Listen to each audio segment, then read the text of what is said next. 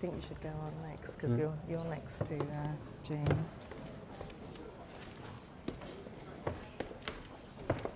This one.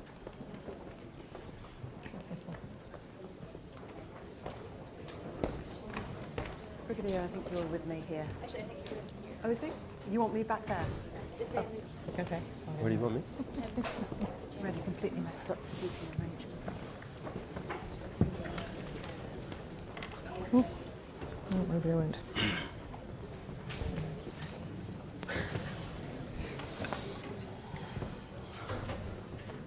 Well, it's great to see so many of you have decided to stay. Thank you very much indeed. I found that film absolutely stunning. I know you all did. And I know it's given a lot of us a great deal to think about. More food for thought will be provided in a few minutes by my excellent panel. I have Brigadier James Carr-Smith, military attaché from Britain, based in the US Embassy here. Jenny Waldman, of course, from 1418 Now, which commissioned the amazing film we've just seen. Daniel Dayton, who is head of the World War I Commission for the US, and Dan Rooney, help me out, thank you very much, archivist, senior archivist, and a film expert. And I am Jane O'Brien. I work for the BBC. I'm a presenter. Jenny, I have to start with you.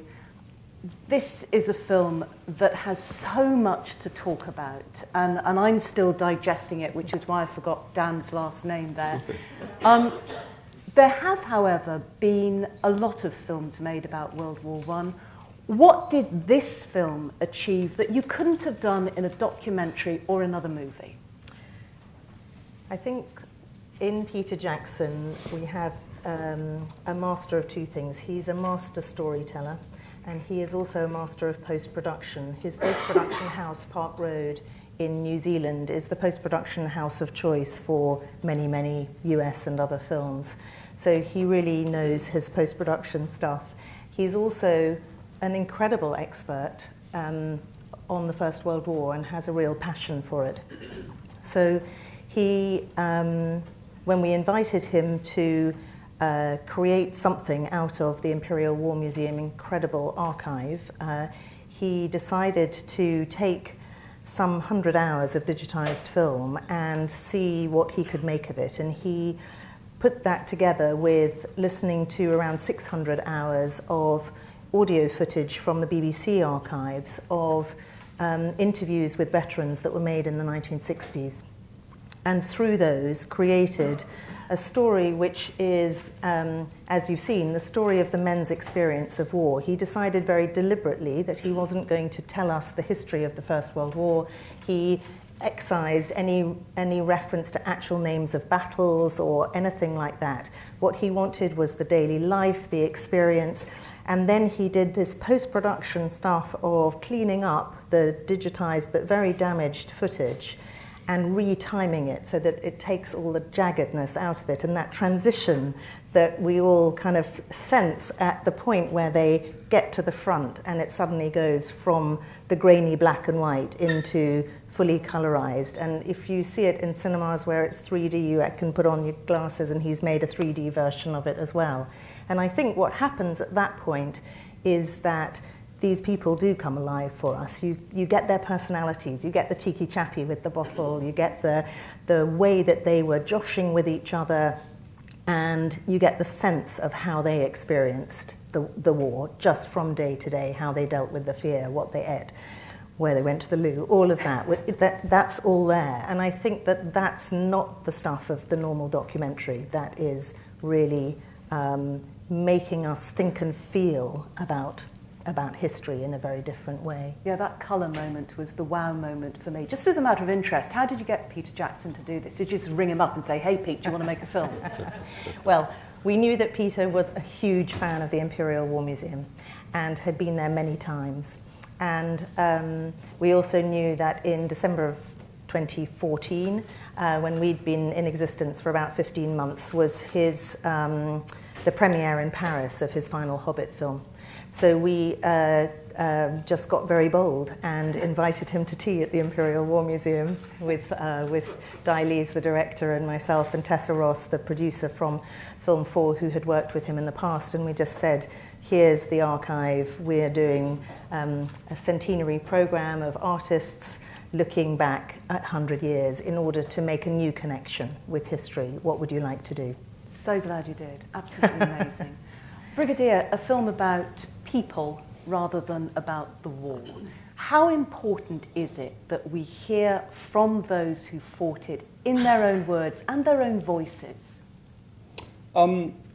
Hugely important. And to be honest, we don't really have a choice, particularly today. Young soldiers, male, female, and whenever I say soldiers, I'm the army guy, I have absolutely no doubt that I'm speaking on behalf of navies and air forces, and not just from the UK. But they're going to speak anyway. With social media being what it is, you can't control it. So the trick is to ensure that it's put in context, and it's done so responsibly. And that people really understand what it is we are asking young men and women to do.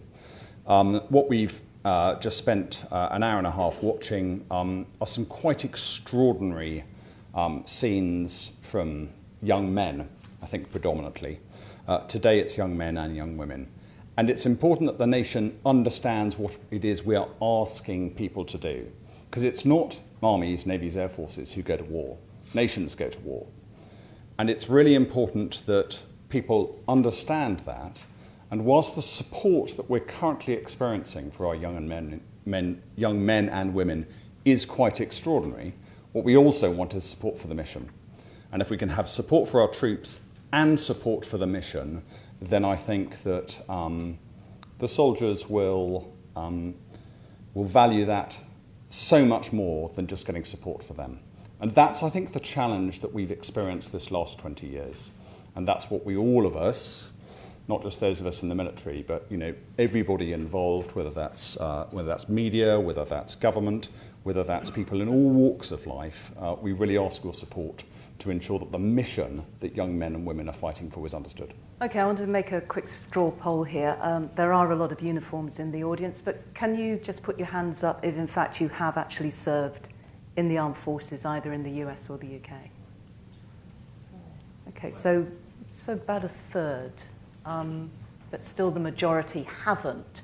How much of a challenge is that when you have a disconnect between the home front that we saw there and those actually fighting?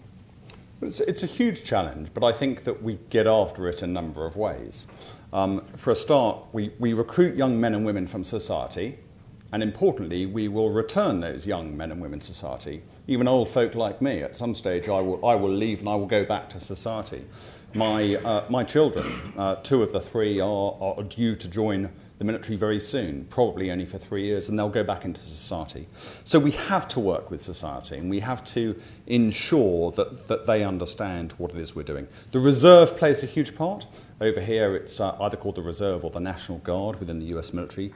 Back home, we call it the Reserve. That plays a huge part in linking us into society. And we've got to ensure that we recruit from the whole of society. What's really interesting is if you look at the US Army at the moment, there's some statistic whereby over 70% of the young men and women joining the army today have got family members who've served in the military. It's becoming a family business. Now that brings with it its own strengths, but I think it is important that you represent all of society and that you don't just go off behind a barbed wire fence, never interact with society until you leave, that you go out and you tell your story. And finally, if I may, it's also important that we recognise when we recruit youngsters that they will return to society. Maybe in 3 years, maybe in 30 years. So we're addressing that, we're giving them apprenticeships, we're ensuring that they do resettlement packages, and that not the whole focus is to get them back into society. We need to train them to be soldiers and sailors and airmen, but we've got to also recognise they are going to go back into society and to prepare them for that. A lesson from the First World War, perhaps. Daniel Dayton, this is often described as America's forgotten war. Why should Americans care about what we've just seen there when America didn't even join the war until the last year? We cared because it was an important, we saw that it was important for world stability. And so Americans, 4.7 million American families sent their sons and daughters off to fight this conflict in a land most of them had never visited, or for people to fight for people they had never met in a war they didn't start. And they did that because they wanted to do their bit, because their country had asked them to do it. So it was really quite that simple, and I was so taken. And Jenny, congratulations for this masterpiece. Just wonderful, thank you. You see that here in the film. And I went off to do my bit. I did my thing. I did it because my country asked me to do it, for no other reason. And that's why Americans went to war and did that a century ago. Regrettably, there is no World War I memorial here in the nation's capital. There soon will be, and it will be graced with a centerpiece, which will be a 56-foot by 12-foot bronze depiction of a soldier's journey. Which, if you were going to take this film and put it, this kept going through my mind as I watched this, if you were to take this film and create it in bronze, that's what Sabin Howard has done. And so I urge you all to be there for the dedication for this memorial, which will be on the centennial of the burial of the unknown soldier at Arlington, which is November 11th of 2021. And so we'll begin work soon. The location is down just next to the White House. I want to come back to that point about memorials compared to what we've just seen, because you have created a memorial in more ways than one. But first of all, Dan Rooney, as an archivist here at the National Archives, when you see a film like that and you see the manipulation of the images that turns it into a work of art, is it still valid as a historical record? Absolutely. I think there's quite a remarkable use of archival material here. Jenny made a comment backstage before when we were discussing what we were about to see tonight about when Peter had approached some of the archivists at the Imperial War Museum, how they may have reacted initially with a little bit of apprehension or even fear potentially about what some of his ideas were, and that's understandable certainly. But there are always choices made in these sorts of documentaries, using, gathering, identifying, putting together different archival materials. There's always some interpretation that's going on there. Using different clips, putting them in context, telling stories, and that was done here to quite a remarkable degree. So yes, it's a new interpretation. But it relies on the same record being faithfully preserved. And that's why it's understandable that they may react that way, because archivists are always going to be concerned about authenticity. And the preservation of that material is so important because it will allow those different interpretations to happen for many different generations, hopefully. Jenny, can you just clarify, actually, those were the voices of serving World War I soldiers, weren't they? Yeah, there are two layers of sound. The first is the voices that you heard that Peter pays tribute to at the end, that long list of 120 different men. And those were the interviews that the BBC made with surviving veterans. He then added a layer of background sound. Actually, we hadn't expected him to do it, but we were thrilled that he did, because otherwise all the film material is, of course, silent. So he got in what used to be called Foley artists to create the sound of the splashing tank. And he used forensic lip syncers to work out what the men were saying. So those voices saying, hey guys, we're in the pictures, are what they think they might have been saying in what is actually now silent film. And those were actors making those little comments. And of course, you're so right about the archive that the original material is all untouched in the Imperial War Museum. So all he's done is use the digitized version, clean it up and so on. Dan, obviously you couldn't do this without huge advantages in technology. would you like to see more of this? In fact, actually, the comment about the sound was something that also struck me while I was watching this. The color and the colorizing process is something I think that's getting the attention with this film. But I was rather struck by the sound and the ability to add techniques like lip reading and so forth, and that is in many ways enabled by high resolution scanning. So there are a lot of modern tools that just will offer new possibilities for different ways to interpret archival materials going forward. So I think that is a very interesting challenge and an interesting possibility. Jenny, you have, to a certain extent, altered the way we commemorate events like this in history. Are we moving away from the cenotaph, which I associate with World War I, big memorials? Why is it important to change our perspective in this way? Well, I think there's room for everything, but our programme, 1480 Now, was set up to really reach a different demographic, to reach a perhaps younger, more diverse population who might not turn on the television for the cenotaph or the royal and the religious and the ceremonial, which have great meaning for many, many people. But there are people now who aren't so interested in that.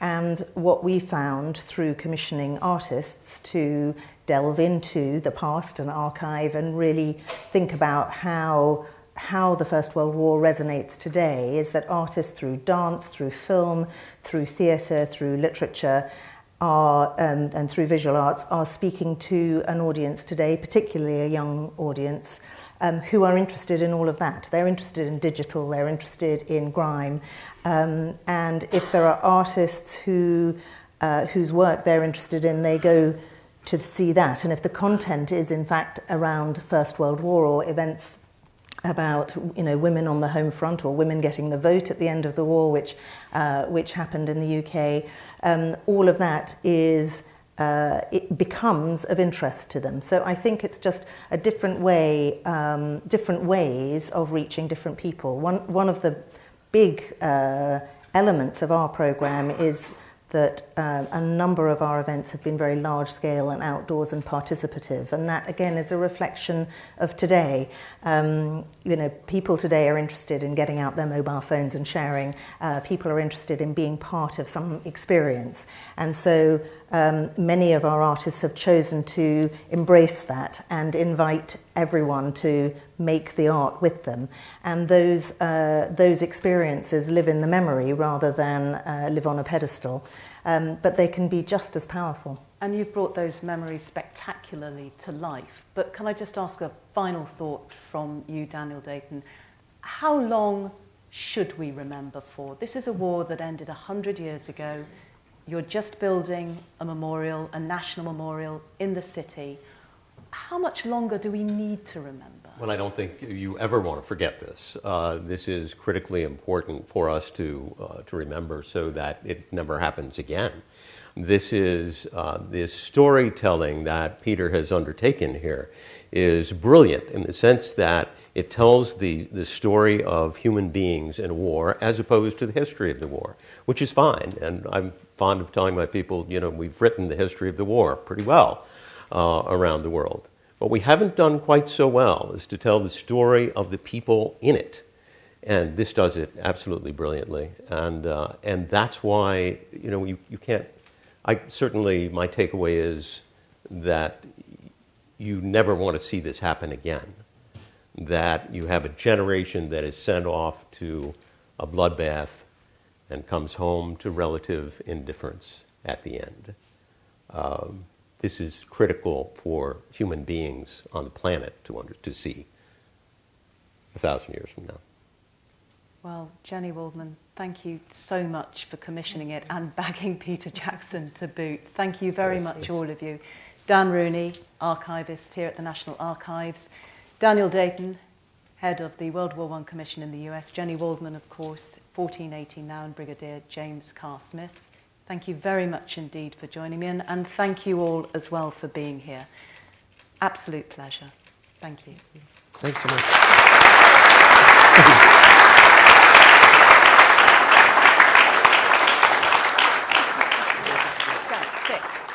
Sit down. Ready? There we go.